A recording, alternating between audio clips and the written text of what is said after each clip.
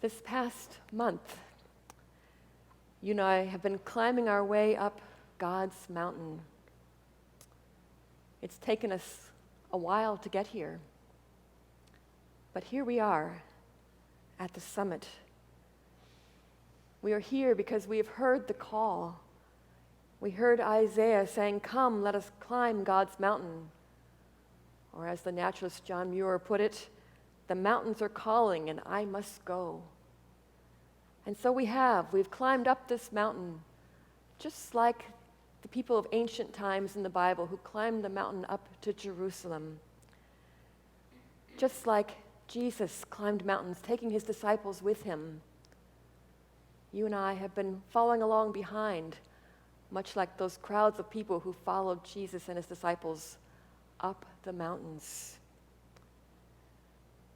The crowds are excited.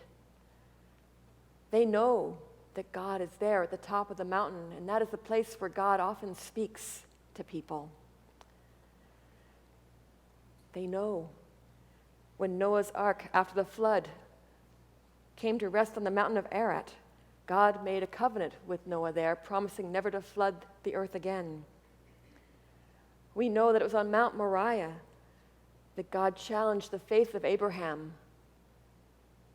We know that it was on Mount Horeb, sometimes called Mount Sinai, where Moses saw that burning bush.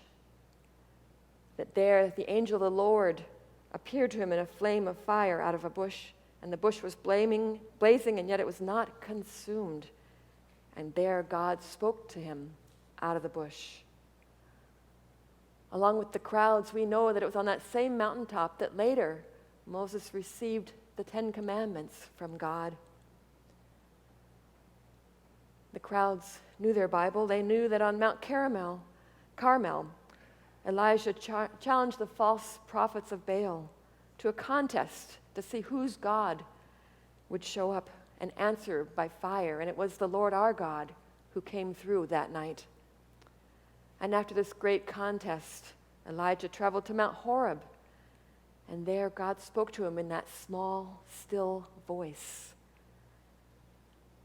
We know that Jesus has climbed other mountains. We know how he taught his disciples on the Mount of Olives. We know about all these exciting experiences with God that people have experienced on these mountaintops, and so we have traveled up this mountain following along behind the crowds to see these crowds. They're so excited. They followed Jesus, and they have such high expectations of him, for they know that the great King David was his ancestor. They knew about those exotic visitors from the east who showed up when he was just a baby, who came to pay homage to the newborn King of the Jews. They knew that John the Baptist had talked about Jesus, saying, "One more powerful than I would show up. This one will be so powerful that he will bring justice and set things right." The crowds are excited as they follow Jesus and his disciples up this mountain to see what will happen next. We have followed too. We too long for that mountaintop experience of God. Maybe that's why we hike up mountains today. In preparation for this last month, I read a book by Robert McFarlane about mountaineering. And in this book, he talks about an experience he had at the top of a mountain. He said, "When I reached the top, I stopped and stood for a while, wrapped in white snow and white cloud. I could not see more than 20 feet in any direction. And then, suddenly, briefly, the clouds cleared from all around me. The coastline was laid out like a map to the north and the south, the dark fingers of land clasping the silver fingers of the Atlantic. A window opened up in the cloud cover out in the sea, and the sun projected a golden island of light down on the water. Then it closed again, and the cloud closed around me." He said, "To look down on the world gives a sense of how things must look to God." But sometimes on these mountaintops, strange things happen. Just like with Moses in that burning bush. He said in the Canadian Rockies, he had an unusual experience. There was a strong wind blowing. Scores of waterfalls were there, frozen into stiff, shining curtains of ice.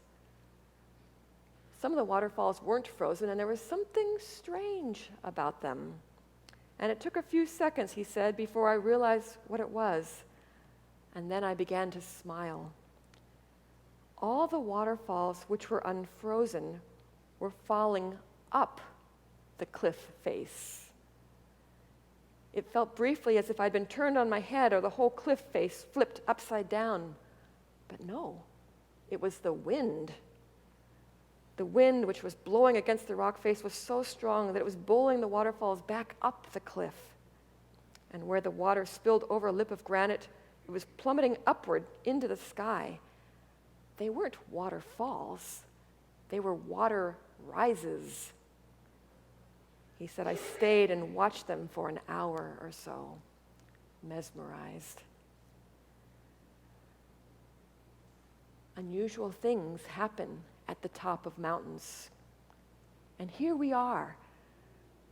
We're at the top of the mountain, at the summit, and there Jesus sits like the guru of the mountain.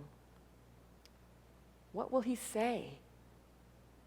Every neck is craned, every ear is tilted to hear.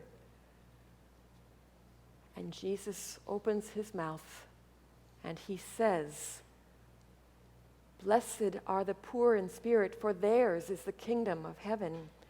Blessed are those who mourn, for they will be comforted. Blessed are the meek, for they will inherit the earth. The crowd around us, they gasp. They say to themselves, we thought this was the Messiah who was going to lead a revolutionary army or bring down heavenly fire on everyone who gives us such grief. Who is this man who instead shows up building hospitals and telling people not to hit back? This is completely opposite of what we expected. It's like those waterfalls that are water rises. Jesus turns things upside down. He turns our expectations upside down. He turns what we've heard all our lives upside down. The world says, blessed are the rich in things and in self-assurance. Blessed are the powerful. Blessed are those who demand an eye for an eye. Woe to the poor in spirit, for they will be trampled and left behind in a dog-eat-dog world. Woe to the peacemakers, for the human appetite for retribution is insatiable. That's what we've heard. But Jesus says to us, you have heard it said, but I say unto you, I say that divine blessing comes to the gentle and the merciful, to those who do the right thing, even and especially when the odds seem stacked against us. Jesus says, he sees how things are now. Blessed are, he says, but he also talks about a future hope, for they will be. The world is not currently the way God intends, but someday, it will be. For Jesus sees how we suffer. Jesus sees our empty spaces, our longings, our hungers, and says, you will be comforted. You will see God. You are blessed even now. The Hebrew word ashar is translated blessed, but the word really literally means to be on the right road. So when we feel a rightness, a right road assurance, we know we are on the right track. We are blessed. And step by step, we learn that following Jesus leads to a joy that nothing can take away. It takes us to a spiritual, mountaintop experience. When we reach the summit of that, we get high, literally, but we also get this divine high experience. We reach a high point. We're on top of the world. We're on cloud 9, all these words we use. When we are blessed by God, we get those experiences. Psalm 126 says, "Our mouths were filled with laughter, our tongues with songs of joy." Sometimes when we listen, we hear songs that express these feelings. And the Colorado Rocky Mountain High, I've seen it raining fire in the sky. You can talk to God and listen to God reply. Rocky Mountain High. Or, such a feeling's coming over me. There's wonder in almost everything I see. Not a cloud in the sky, got the sun in my eye, and I won't be surprised if it's a dream. I'm on the top of the world, looking down on creation. And the only explanation I can find is the love that I've found ever since you, God, have been around. Your love's put me at the top of the world. Henry Nouwen, a revered Christian, says there are moments in our lives when we experience complete unity within us and around us.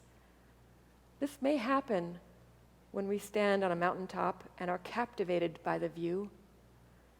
It may happen when we witness the birth of a child, when we have an intimate conversation or a family meal, when we're in church during a service, or in a quiet room during prayer.